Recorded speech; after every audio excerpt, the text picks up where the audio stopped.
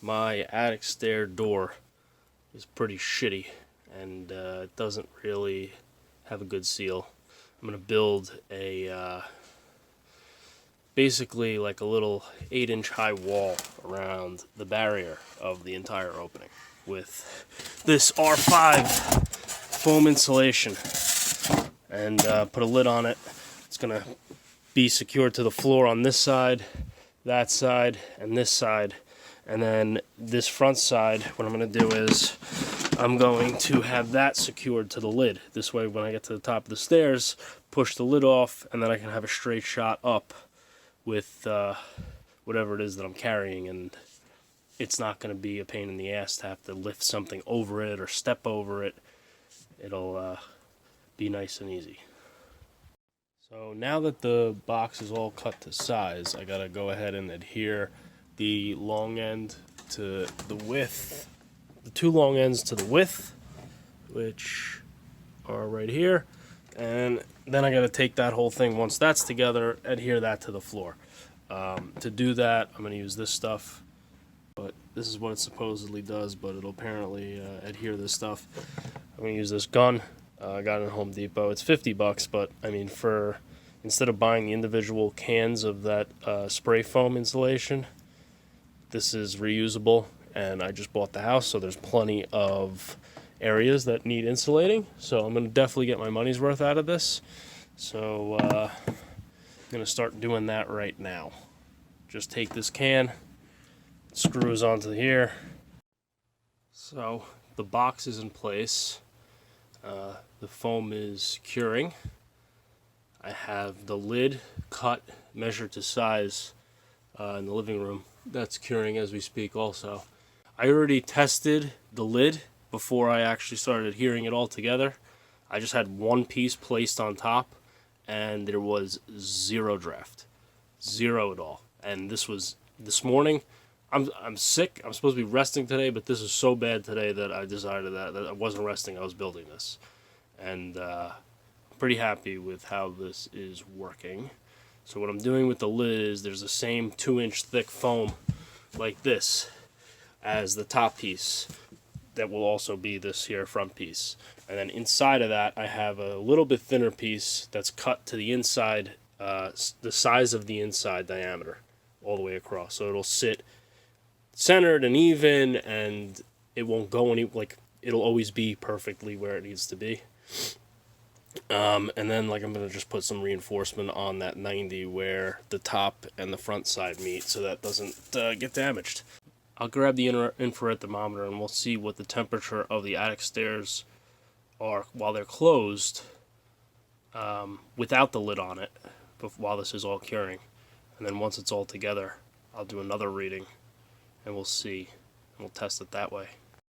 And this is the reason why I'm doing this, because obviously you can't feel the draft, but the attic light is on, and this is how big of a gap I have. This door is warped, so, and plus the way they installed it, there's no lip over here for me to even try and like solve this with weather stripping. So that's how big of a gap I have all along this edge. The sides aren't much better, so box it is. The reason why you can see the light is because obviously the lid is not currently on.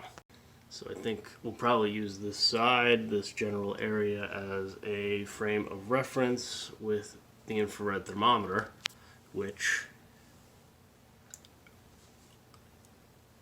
the house is 69 degrees, but there are spots that are drafts coming in here that, well, this isn't measuring the draft, this is measuring the surface. But the surface here from the draft is at 59 degrees. It's like 32 degrees outside, so that's more closer to what the temperature of the draft is, and it is a serious draft. So my walls are up. The lid and front wall is done. And give me a second. I'm gonna pop it on, see how it all fits. See it from up here and from downstairs. And that's it. Everything's nice and fitted this way. Now, all you can see here, let me see if I can show you. There's no gaps. When I lift this, the inside piece sits snugly up against the walls. I put a little foam insulation around, like spray foam insulation around as well. I'm probably going to do this bottom edge as well just to be extra sure. But that's it.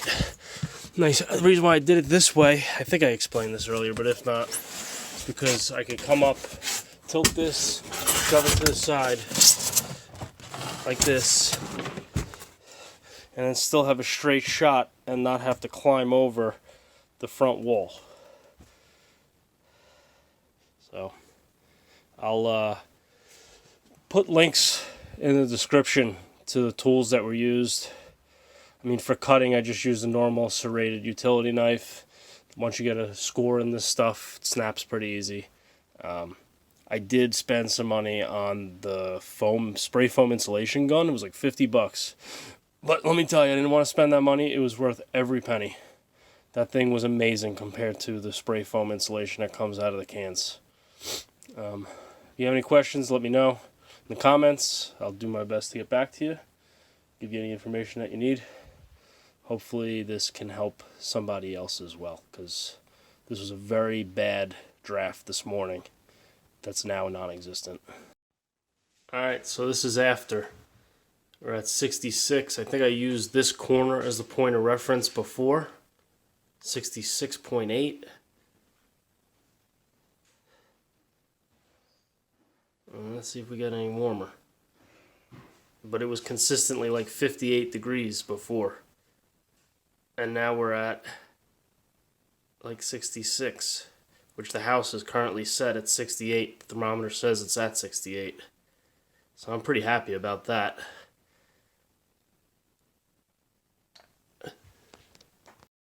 From downstairs, here it is. You can see it's completely sealed. I have no draft whatsoever at all anymore. I did use also that spray foam insulation in spots like this because I noticed I felt a draft in there as well.